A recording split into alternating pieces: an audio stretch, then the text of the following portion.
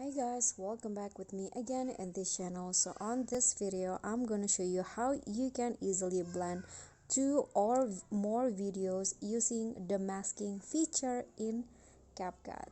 So first you need to import two videos that you want to blend, and after that click on one of the video and make it as overlay.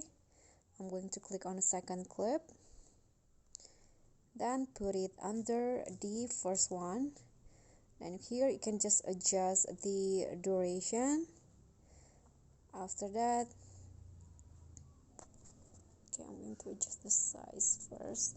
You can go to mask on the overlay, then select split, and in here just rotate the yellow line into 90 degrees, around 90.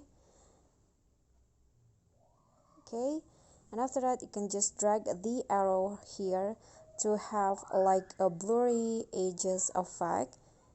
Then just click on the check icon. Now you can just adjust the position and also the size of the clip so that it will have like a blend effect like this. So you can just adjust the position and also the size if you want. I'm going to make the main clip bigger so it will go like this. Okay guys, so that's all from me. Thank you so much for watching. Please don't forget to like, comment, subscribe, and also click on the thanks button below. Bye.